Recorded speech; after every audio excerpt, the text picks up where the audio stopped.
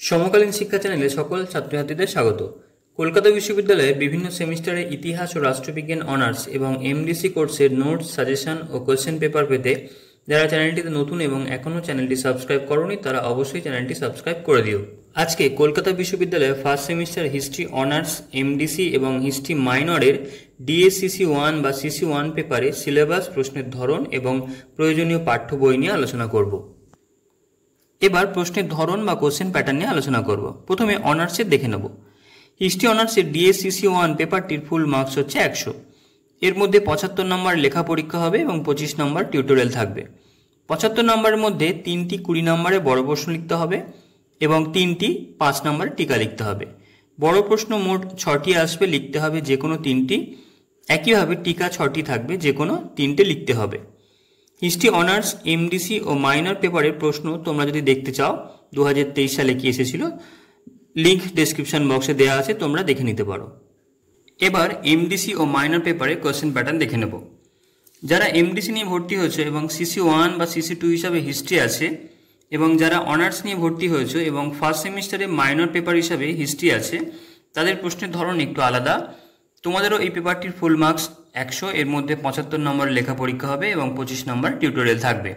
এই 75 নম্বরের মধ্যে তোমাদের 2টি 10 নম্বরের প্রশ্ন লিখতে হবে এবং 2টি 20 নম্বরের প্রশ্ন লিখতে হবে এবং 3টি 5 নম্বরের টিকা লিখতে হবে।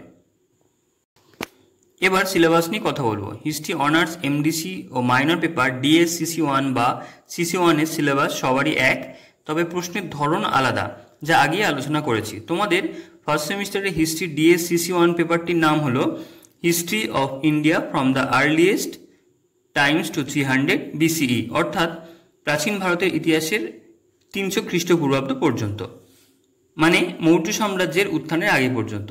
এবার টপিকগুলো দেখে নেব। টপিকগুলো বাংলা ও ইংরেজি দুটোতেই দেওয়া আছে, তোমাদের যেটা প্রয়োজন হবে সেটা লিখে নেবে।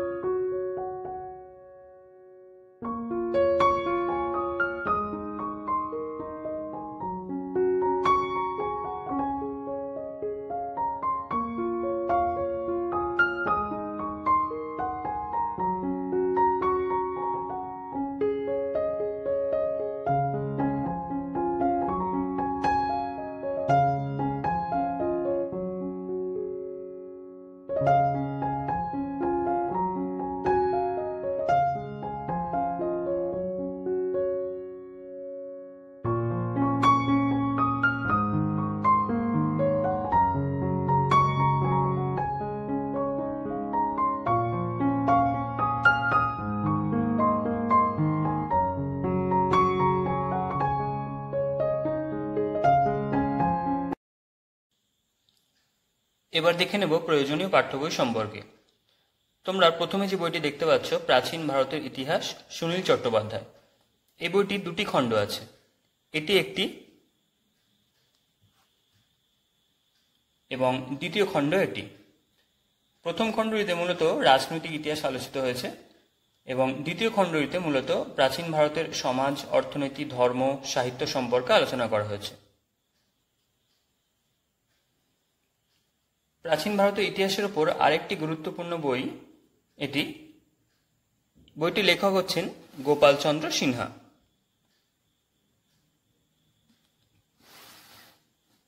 এই বইটিরও 2টি খণ্ড আছে।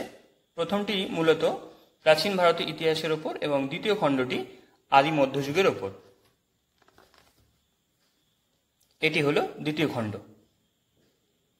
তবে তোমাদের ফার্স্ট সেমিস্টারের জন্য প্রথম খণ্ডটি লাগবে, দ্বিতীয় খণ্ডটি পরবর্তী সেমিস্টারগুলোতে লাগবে। এই বইটির লেখক রণবীর চক্রবর্তী। প্রাচীন পর্ব থেকে 600 খ্রিস্টাব্দ পর্যন্ত। এই বইটিও প্রাচীন ভারতের ইতিহাসের উপর একটি গুরুত্বপূর্ণ গ্রন্থ। এছাড়া প্রাচীন ভারতের ইতিহাসের উপর তোমরা এই গ্রন্থটি দেখতে পারো। লেখক হচ্ছেন অমিত ভট্টাচার্য। পুরাপ্রস্তর যুগ থেকে মগধের উত্থান পর্যন্ত বইটিতে আছে।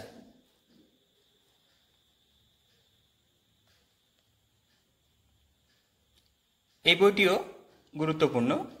লেখক হচ্ছেন শাহজাহান খান। এছাড়া তোমরা এই বইটিও দেখতে পারো।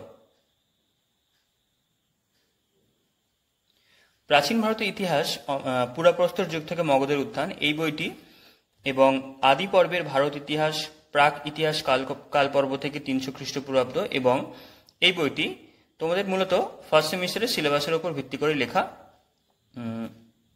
তবে কোনো টপিক ডিটেলসে বোঝা বা পড়ার জন্য বা জানার জন্য সুনীল চট্টোপাধ্যায় বা গোপাল চন্দ্র সিনহা বা রণবীর চক্রবর্তীর লেখা বইগুলি অনেক বেশি গুরুত্বপূর্ণ, কারণ এই সমস্ত বইগুলিতে অনেক গভীরে বিষয়গুলো আলোচনা করা হয়েছে এবং খুব ভালো বই, এগুলো খুব প্রয়োজনীয় বই। কলকাতা বিশ্ববিদ্যালয়ের বিভিন্ন সেমিস্টারের ইতিহাস অনার্স, এমডিসি ও মাইনর পেপারে নোটস ও সাজেশন পেতে ভিডিওটি লাইক ও চ্যানেলটি সাবস্ক্রাইব করে দিও।